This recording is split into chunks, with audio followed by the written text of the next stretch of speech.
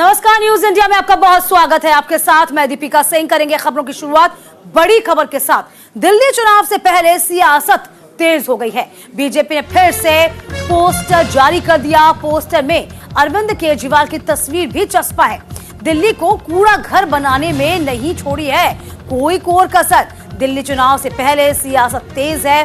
BJP ने फिर से पोस्टर जारी किया। तो पोस्टर में अरविंद केजरीवाल की तस्वीर के साथ कैप्शन लिखा कि दिल्ली को कूड़ा घर बनाने में मैंने नहीं छोड़ी है कोई कोर कसर। तो लगातार आपको बता दें कि पोस्टर जो आपकी टीवी स्क्रीन पर दिख रहा है, जिसमें एक बड़ी सी कुर्सी लगाए हुए अरविंद केजरीवाल सूट बूट के साथ बैठे हुए हैं। ये है मेरी दिल्ली। पीछे कूड़े का अंबार फैला हुआ है और इस बीच आपको बता दें तस्वीरें बहुत कुछ बयां करी, यानी कि एक पोस्टर के जरिए कई तरह के निशाने साधने की कोशिश बीजेपी की ओर से की गई है। देखिए, सूट बूट को दिखाने का मतलब यही है किस तरीके से भ्रष्टाचार में संलिप्त हैं। और देखिए, अपने आप को पाक साफ बताने वाले अरविंद केजरीवाल किस तरीके से एक बड़ा वृहद संस्था खड़ा कर देते हैं। और देखा होगा आपने कि 7 स्टार होटल की सुविधा वाला सीएम हाउस बनकर तैयार हो जाता है। इस बीच तमाम दुविधाओं से, तमाम दिक्कतों से बीजेपी बता रही है, अवगत करवाई। दिल्लीवासी जूझ रहे हैं। दिल्ली से हमारे सहयोगी आनंद इस पूरी खबर पर जुड़े हुए हैं। आनंद, लगातार एक के बाद एक पोस्टर जारी करना, वीडियो जारी करना, जाहिर सी बात है बीजेपी ने मूड बना लिया है कि इस बार आम आदमी पार्टी की सरकार जाएगी और बीजेपी की सरकार आएगी। फिलहाल जो पोस्टर हम दिखा रहे हैं अपने दर्शकों को, इस पोस्टर पर यदि हम देखते हैं आनंद, तो उससे कई मायने हमें दिखते हैं।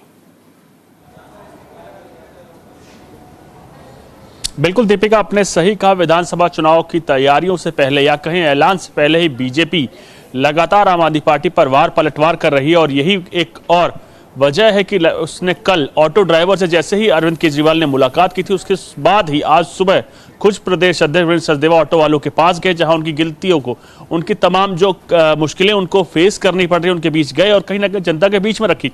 और उसके बाद एक बार फिर जो बड़ा वादा अरविंद केजरीवाल ने किया था कि दिल्ली को तमाम जो कूड़ा मुक्त करेंगे, उन्होंने बोला था कई दिनों पहले दिए बयान में कि हम दिल्ली को कूड़े की नीयत होनी चाहिए साफ करने की, हम जब एमसीडी में आएंगे तो हम उसको साफ करेंगे। उसी पर पलटवार करते हुए आज बीजेपी ने पोस्टर जारी किया, जिसमें साफ दिखाया गया है कि अरविंद केजरीवाल उस कूड़े के पहाड़ के सामने बैठे हुए हैं। दरअसल आपको समझना होगा, उस जो पोस्टर्स है उसका कारण सिर्फ वो वार पलटवार ही नहीं, क्योंकि एमसीडी एक मेन विभाग है उसको लेकर, उसमें अभी तक स्टैंडिंग कमेटी का नहीं बनी है, जिसके चलते स्टैंडिंग कमेटी के पास ये जिम्मेदारी थी कि बड़े बड़े टेंडर्स जो कि कूड़े के पहाड़ को हटाने को लेकर जारी करने की शक्ति होती है, वो नहीं हो पाई। और यही कारण है कि कूड़े के पहाड़ लगातार दिल्ली में बढ़ रहे हैं, जिसका वादा अरविंद केजरीवाल ने किया था कि हम इसको साफ करेंगे। लेकिन स्टैंडिंग कमेटी नहीं होने के लिए, एमसीडी के चलते, वो अभी तक कूड़े के पहाड़ बदस्तूर कम होने के सिवा बढ़ रहे हैं। जो वादा उन्होंने किया था उसके खिलाफ चीजें हैं। और उसके साथ साथ यही कारण है कि एलजी को भी एमसीडी आयुक्त को शक्तियां ज्यादा देनी पड़ी। दरअसल आपने देखा होगा पिछले दिनों दिल्ली में कई ऐसी चीजें थी, जो समस्याएं हो गई थी, इसको लेकर फेस करनी पड़ी दिल्ली वासियों को। सड़कों पे कूड़े पड़े हुए थे क्योंकि टेंडर्स जारी नहीं किया जा रहा था, जिसके चलते वो उठाने नहीं आ रहे थे।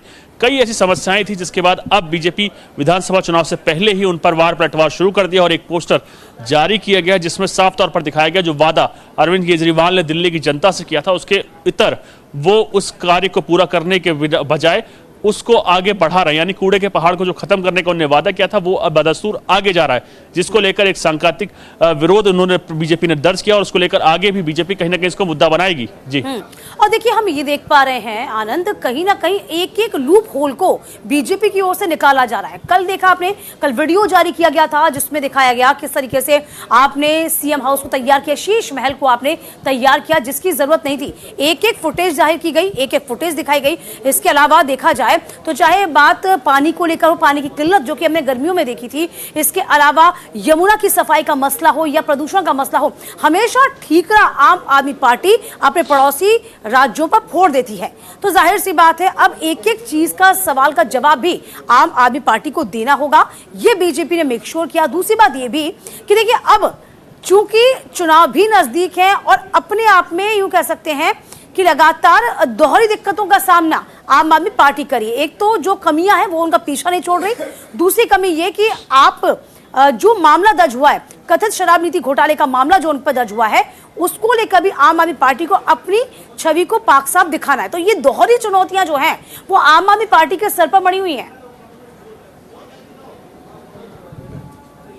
आपने सही कहा, जो ये समय है उस समय को आपको दीपिका समझना होगा, क्योंकि चुनावी बेला है और इस वक्त जो तमाम वादे आम आदमी पार्टी ने किए थे उसके इतर जो चीजें सामने आई हैं वो सब उससे उलट है। आपने यमुना का बोला, यमुना साफ कर देंगे 2025 से, और यमुना का क्या आलम है। आपने देखा कि छठ से पहले तमाम प्रदर्शन हम लोगों ने दिखाए, जो लोग छठ को लेकर उसमें यमुना मना नहीं पाए, और उसमें खुद अरविंद केजरीवाल ने कहा 2025 तक मैं यमुना को साफ कर दूंगा।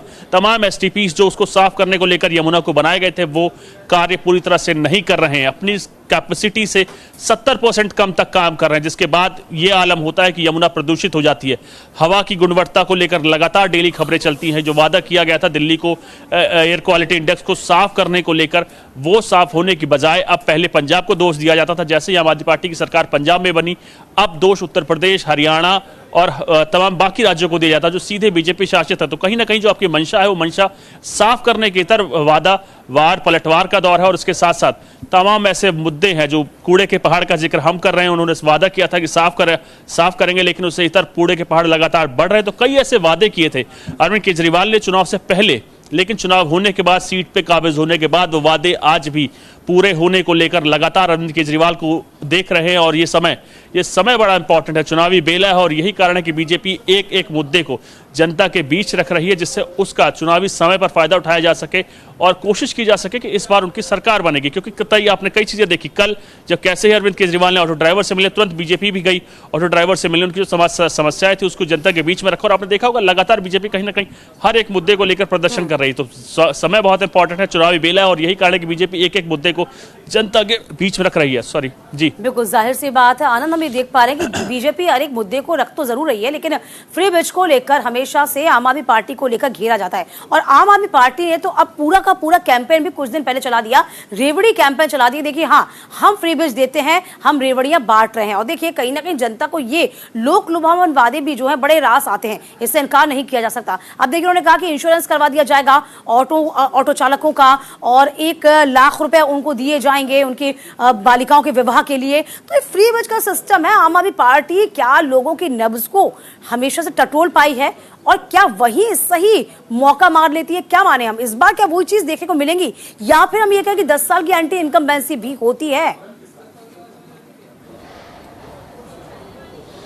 नहीं दीपिका, मैंने कई बार इस दौरान दिल्ली वासियों से बात की, तो वो कहीं ना कहीं इस चीज को मानते हैं कि जो सब्सिडी उनको बिजली पर मिलती है उसका असर होता है वोटिंग पर। जो महिलाओं को फ्री में बस सर्विस होती है उसका असर होता है महिलाओं पर। और कई ऐसी जो सब्सिडीज है जो देती है, जो रेवड़ी बोला जाता है पॉलिटिकल तौर पर, तो उसका असर सामने तौर पर देखा जाता है। यही कारण है कि आम आदमी पार्टी ने अपनी रेवड़ियों की एक और आगे कतार लगा दी, जिसमें ऑटो ड्राइवरों के घर में 1 लाख रुपए कन्या की शादी से लेकर इंश्योरेंस तमाम चीजों उसमें जिक्र किया गया। लेकिन आपको समझना होगा, ये जो तमाम ऐलान किए गए हैं इसको लेकर फंड लाना होगा, क्योंकि अभी तक 92 के बाद पहली बार है कि दिल्ली का बजट माइनस में गया। तो कहां से इसके लिए पैसा लाया जाएगा, ये देखने वाली बात होती है। लेकिन चुनावी बेला है तो ऐलान लगातार होंगे, कई बड़े ऐलान होंगे। उसको लेकर जब बाद में फंडिंग को लेकर होगा तो ये क्या ऐलान पूरे हो पाते हैं या नहीं, क्योंकि कई ऐसे ऐलान पहले भी किए गए थे कांग्रेस के द्वारा, जो वो ऐलान आज भी आप देखिए कई राज्यों में उसको पूरा करने को लेकर अलग टैक्सेस जनता पे ही लगाया जा रहा है। तो आपको समझना होगा जो ऐलान किए गए हैं क्या सरकार ने उसके लिए पैसे रखे हैं या नहीं रखे। और अगर जो आप खुद जो बजट दिल्ली गवर्नमेंट का है वो घाटे में जा रहा है, तो इसको लेकर पैसा कहां से आएगा। तो आपको समझना होगा ये पैसा लाने के लिए फिर आपको कुछ और टैक्स लगाना होगा। ऐसे कई चीजें हैं जिसको लेकर ऐलान अभी आम आदमी पार्टी कर रही है, लेकिन उसको जो बजट होगा वो कहां से आएगा, जो खुद सरकार घाटे में।